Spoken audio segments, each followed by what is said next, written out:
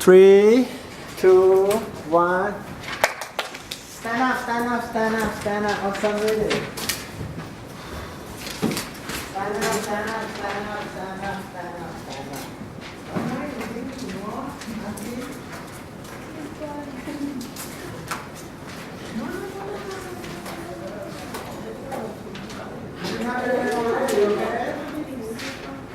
If you don't have your name, you get 0 for sure.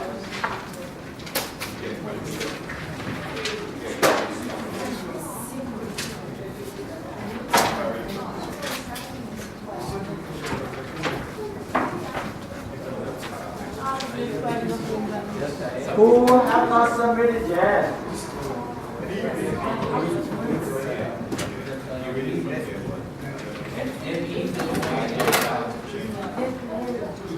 Everyone submitted? Who haven't submitted yet? Everyone submitted?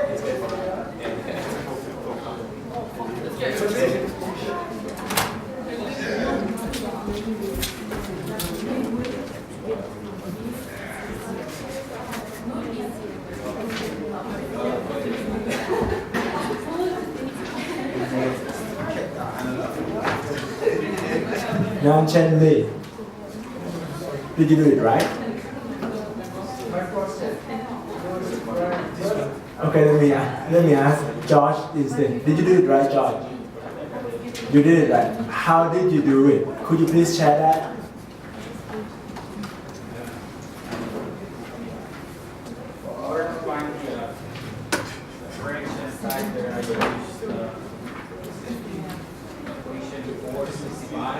Equation 465. Okay.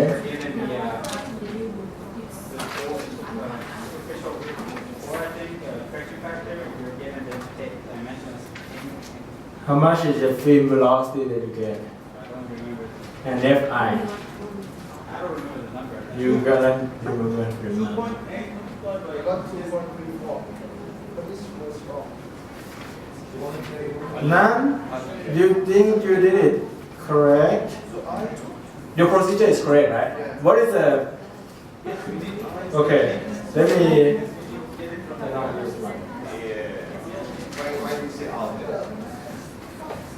Alright.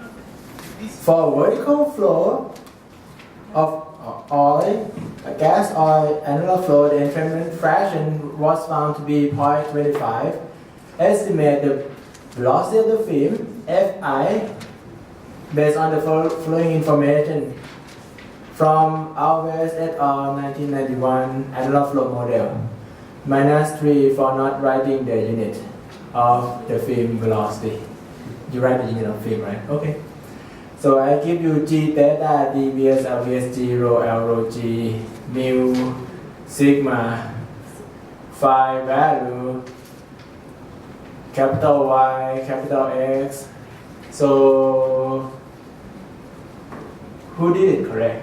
Raise your hand. Be very proud. So I can give you 10. Oh, you don't have confidence? Do you have confidence? For me, I can tell you the process. What was your process? What is the step 1? First, you use the equation 4.85. Which page number? 160. 160. Okay. And then 4.85? for yeah, This one? for the film thickness, you use figure 4.22. 4.22. This figure. Yeah. So you get xm0 and ym already. So you read dimension and string thickness from here. And then And then you into the formula. put it into this formula. Then get the velocity. So how do you get Fi? The Fi, and you first calculate the I for equation 4.67. 4.67. You calculate this one, I, and then And if the I also equal to Fi over F. okay, then you get it. Okay. So, right. Is it clear enough? It's not too difficult, right?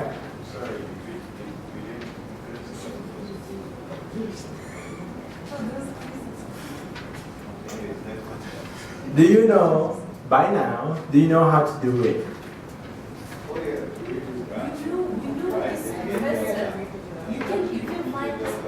Okay, from the graph, get the delta. From the delta, calculate velocity. Done. What about if I calculate the delta from as v times d? If it is correct, it is correct. If it is not correct, it's not correct. You can find delta from the government equation, right? If it is correct, it's correct. No. If you find from governing equation, it's fine as long as it is correct. Is it correct? You don't have time. Is it correct? Is it correct within 10 minutes? So once you have the book. So once you have the delta thickness, we put thickness over here, right? So we have thickness. Do you have FE? You have VSL? VSL, delta L, delta L, FE, D squared. So you can calculate field velocity, can you? 4.85, page 160. Do you happen to tear that page from your book? You have it, right? Okay. Alright. I hope you enjoy the quiz. If this is the last quiz, I cannot give you any more quiz. Okay, yes. So, on the chart, you have to convert it. You have to apply Oh yes. That equation for V is not dimensionless film thickness, right? It's for dimensional film thickness. If you use dimensionless one in the dimensional form, that's not correct. It's wrong. Yeah, you can. If it is correct, it is correct. You don't have to worry about it. If it is not correct, it is not correct. I have a small request for today. So I would like any of you who have questions, please come to see me after class in my office hour. Okay, and we will go over just a little bit of material, and it's the end of this course. And then we will talk about project exam later. Okay, if you don't, but if you really don't understand it, you can still ask. But if you already understand it, don't ask. Okay, okay, let's start. Today we are going to cover the unified model. Okay, previously I didn't explain you about unified model completely, right? And now we are going to talk about the elimination of transition discontinuity. What is the page number that this topic is at, Maya? Or Sveta? Which page number that we have this topic? It is in chapter 5. Which page number? You have your book, right, Maya? You find it? Don't let me find it before you, okay? 212. 212. Oh, okay. 212? Modeling something. Any other question? Any other answer? Jia. Oh, I forgot to ask. Jia Chen, did you read about the what? Transition edge derivation, churn flow after 1 week of Thanksgiving? Did you read it? Yes or no? No, you still didn't read it. Okay. Okay. When did you read it? I thought you would read it like weeks ago or something. Before the exam, you mean either today or tomorrow, right? During the exam, you can still read it. It's open book, okay? 237. Okay, correct. Elimination of transition discontinuity. Akin, Why do we want to eliminate any transition discontinuities? What's your opinion? What's the problem why we have to eliminate any of this? The book doesn't say anything. Yahweh, why do we want to eliminate the transition discontinuity? Yahweh Sheng. Why? No answer? Jie Sheng. No answer? Vega. June. Siri. Anders. Arya. Why do we want to eliminate the transition discontinuity? You want to skip? Because, I don't know. Oh, okay. Tell me topic. Tolani.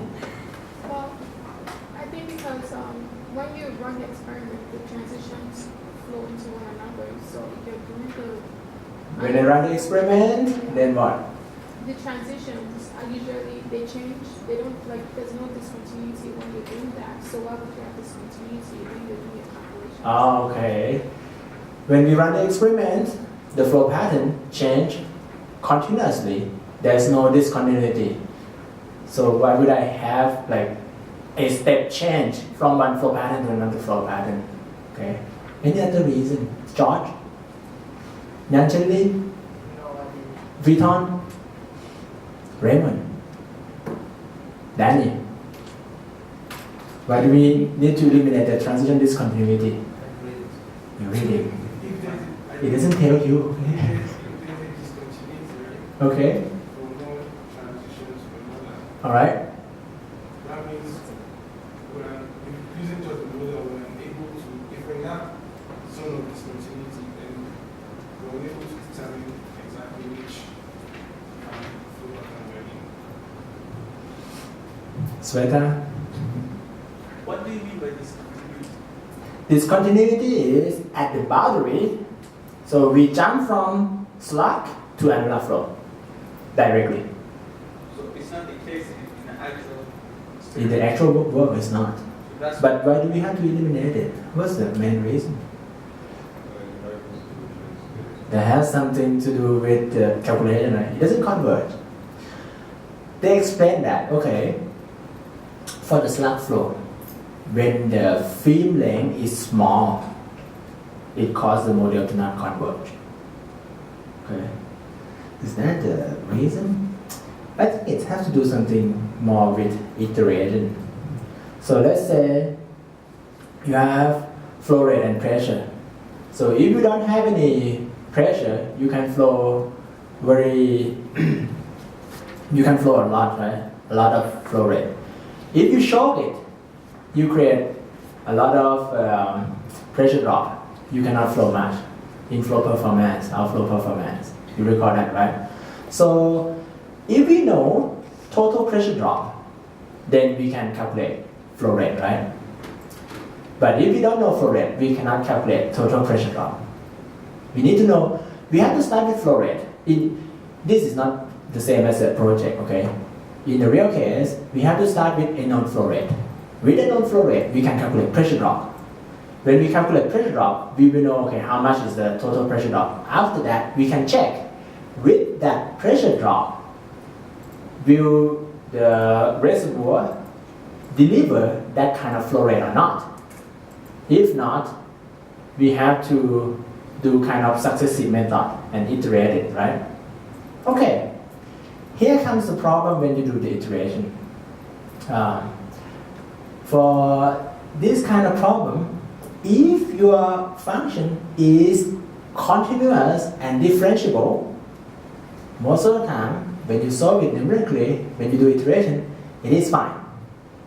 But if it is not continuous or if it is not differentiable, it is not fine. For example, if you have d something, okay, by dx equal to some number, okay, equal to some function. If this function is smooth function, you can solve it and you can get this parameter, right?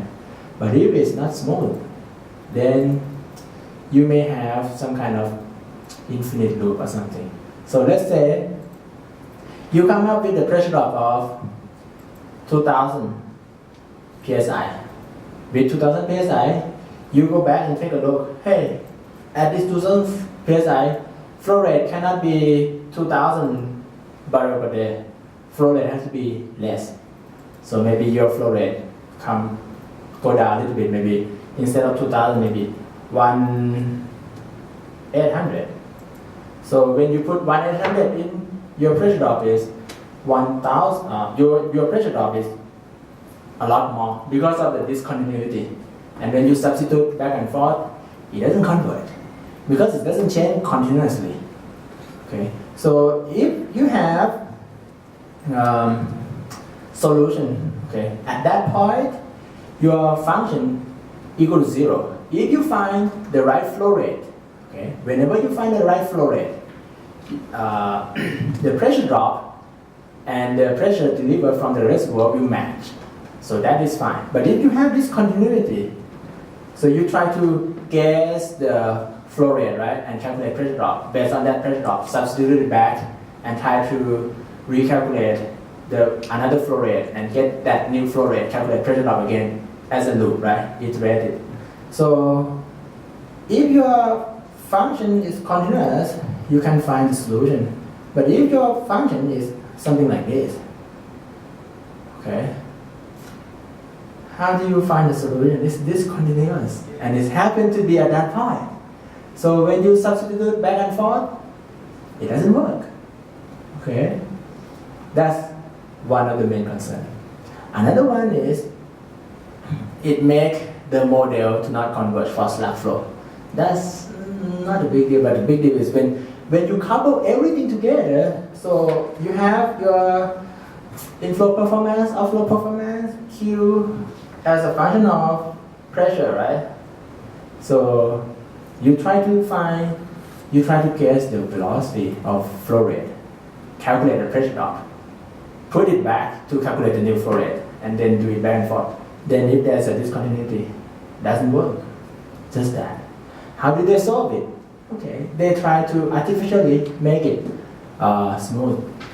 Okay, to do that, Gomez et al. Say that, hey, if film length is small, okay, it causes this slack flow to not converge. They solve it by if LF less than 1.2 diameter and VSL less than 0.6, they assume, okay, bubble flow exists.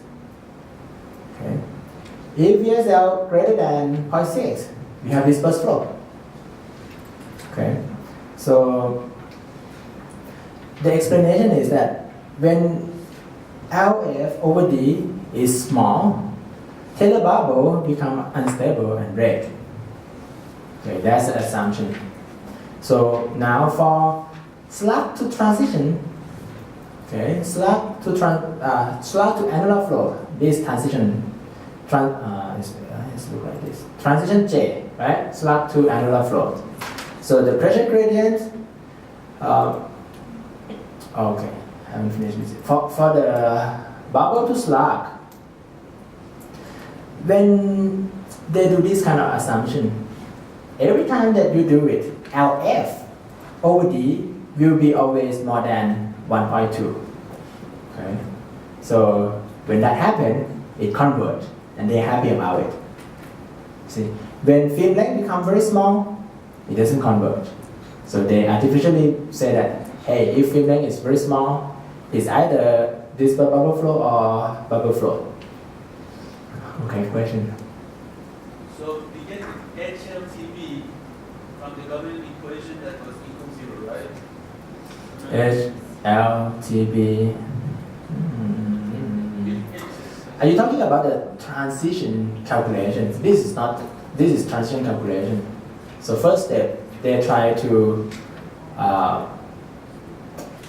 get the transition. So if you have, okay, if your point is at that point, very close to the transition, what they say is that even though the model say that it is intermittent flow, when substitute the value in and try to calculate it, it doesn't work. Just that. That's what they're saying. It's not about the real problem yet. So when you see outflow performance, so it is completely smooth. So I assume that the flow pattern has changed like 3 times in our wellbore. So again, if you want to jump from, I don't know, slug flow to bubble flow, so the whole calculation step will be changed. So at that point, you're going to have different slope, right? Correct. Yes. So how come to have that smooth curve without, by considering all of these? Okay.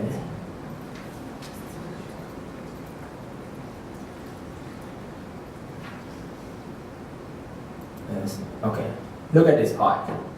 Pressure drop per unit length at that point, and at that point, there's a jump, right? Pressure gradient, there's a jump. They didn't solve this problem. And they said it's fine, even though it's not solved. So they just say if we are at that point, very close to the boundary, the model doesn't converge. So they say, okay, if we are very close at that point, then we use some kind of new condition to say if LF over diameter is less than 1.2 and VSL greater than one value, is this per bubble flow? Is this less than another value? Is a bubble flow? And then it converge. This is like fixing it numerically, of trying to make the model work. Okay. But there's still a jump. You see, there's still a discontinuity. That part doesn't fix this. Okay, that part doesn't fix this. Let's take a look when they actually fix it. They interpret? I don't think anything was done. It just worked, and don't worry about it anymore. Even though there's a discontinuity, maybe the discontinuity is not big enough to create a problem. I don't know. I haven't tried, but they didn't mention anything. The part that they really try to fix the discontinuity is from slug to annular flow. Okay, for slug, they really have a big jump for the minus dPdL. Okay, and near transition, film length become very long for slug to annular flow. Film length become very long. Of course, it's almost become annular flow, right? If it is annular flow, film length is infinitely long. So this causes a convergence problem in slug flow. Let me mention this. The model that we have is steady state. It has some assumption, like far away from maybe fully developed or some kind of that. Let's say if we have a well ball, okay, over here is slug flow, but away from this is annular flow. What about over here? So over here maybe annular flow with some intermittency. Sometimes we have film, sometimes we don't have film. Sometimes we have film, sometimes we don't have film, right? But if it's away enough, then it will become annular flow. Okay, if it is away enough, it becomes annular flow. So our model just deal with that part. Okay. So how do they fix the discontinuity? What they do is do the average, calculate pressure drop with slug flow model, calculate pressure drop with another flow model, and then average it, weighted average based on some velocity. Okay. In your book, what it says is this.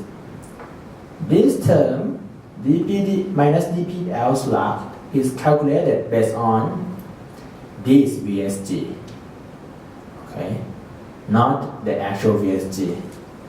Go back to your book, You see your book? 238. Okay. The corresponding slug flow pressure gradient is calculated at the given superficial liquid velocity and the critical superficial gas velocity given by equation 5.2. That one. So when they calculate the pressure drop term for slug, they use this, not the real VSG, but that VSG. Okay. So when they calculate for annular flow, use the actual value of VSR and VSG, right? Okay, and then average it. Look at this VSG critical. Yes, kind of, yes. It looks familiar, right? 3.1. So this is in Gomez model, question 5.2 on page 238. When we do this, 238, yes. Yes, the transition criteria. So when we do this, so we use VSG, which is lower than usual, to calculate pressure drop as if it is slug flow. And then we calculate pressure drop as if it is annular flow based on another flow path. What this is one say transition. Similarly, the correspondence pressure gradient under annular flow is calculated at the given superficial liquid velocity and superficial gas velocity on the transition boundary to annular flow. So when they calculate this, is the velocity on the boundary, this one, okay, VSG transition. So this means on the boundary, one pressure drop is based on that part, another one is based on that part. Okay, and then do the weighted average linear. So then we get that part based on how far from the boundary. So this is VSG, and this is VSG, actual VSG, this is critical and the actual boundary. So VSG transition J use Bunny model. You know, you still know the page number for Bunny model? You know the graph, right?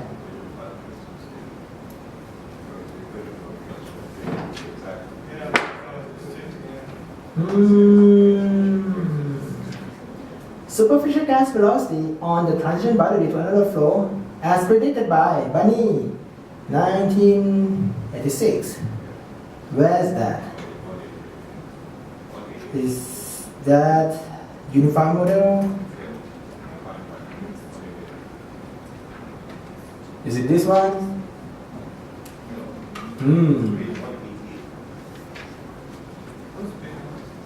188. Oh, that's not Bunny, is it? Is it? Okay, that's Turner. But Bunny model. Right, but unified Bunny, isn't that on the 207? 207. See the 207? So if you want it accurate, you have this one, right? 207. So you can get the velocity at the transition from this graph, from Bunny model. This is a Bunny unified model, right? How to get velocity? So you need to know how they get this curve. To get this curve, they use this 2-3 equation. It depends on which transition, right? It's somewhat more work to do, but at the end you will get what you want. So my point is that for slug to angular, there's actually problem of the discontinuity, and it's caused the film length to be very long and the model doesn't work. Like film thickness becomes 0 or something and the model doesn't work. They do it this way to fix that. Is this the real thing? No, I don't know, we don't know. Does it work? To some degree, you have to look at the comparison between model and the data. That's it. The rest is about this, okay? This is a stratified flow model. We already talked about this, combined momentum equation, right? And closure relationship. Okay, slug flow model, as usual, use Bunny 1990. So this is a Gomez unified model that works for any angle.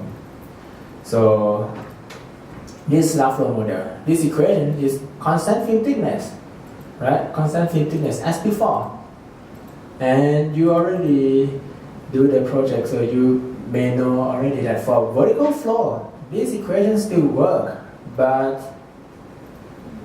SG term is what? Gone, right? Gas that doesn't touch the pipe. Alright, closure relationship.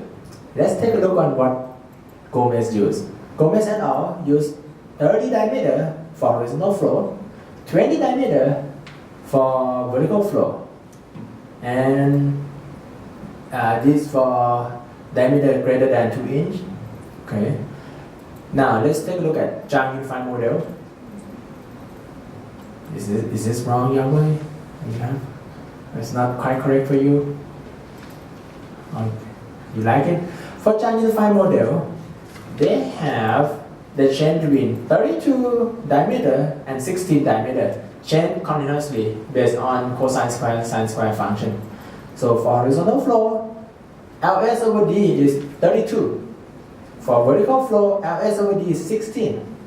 This is Zhang unified model. Other model use 20 and 30, right?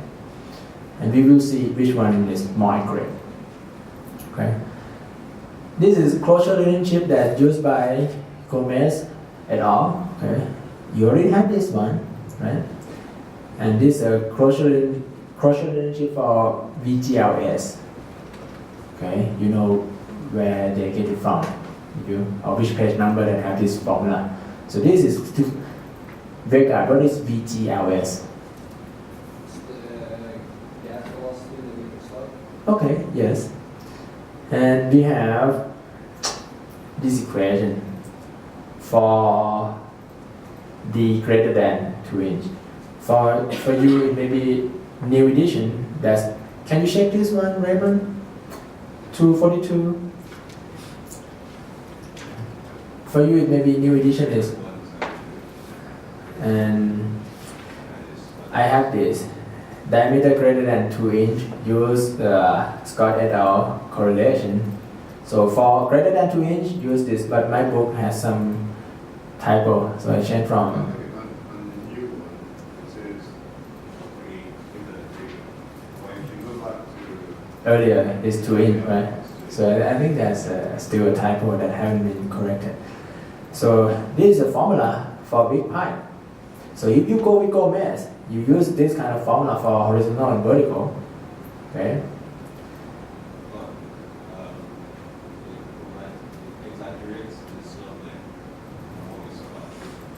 It's not correct. It's not correct. It's not correct. It's as good as they get at the year 2000.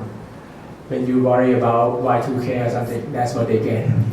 Okay. So did it check that status frequency instead of something? Ah. It's better to use this one.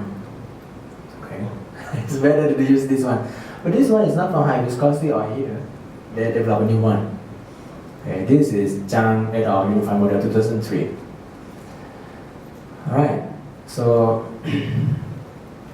another flow, you have the unified model. Once they know the flow pattern, then they calculate the pressure drop for each flow pattern separately. Okay, for unified model, use always et al. Model to calculate the pressure drop. If it is inclined, they use this formula. Just that. So Fe, this is the same, right, as you already know to calculate pressure drop. So nothing new. Is he repeating like everybody else? Yes, yes, yes, exactly. That's what Gomez did. That is at the year 2000, and now we are 2016. Okay.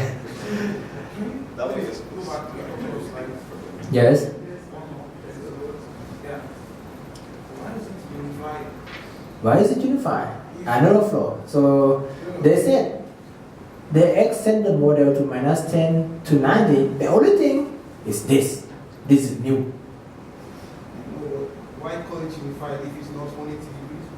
Because below -10 you don't really have annular flow. You have If it is truly unified, it's not 180, it's like plus 90 to minus 90, right? Kind of 180, okay.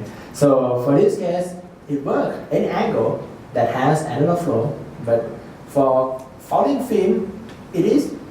Falling film is obvious that entrainment fraction is 0. Okay, and you may end up use the Bunny model to calculate plate drop.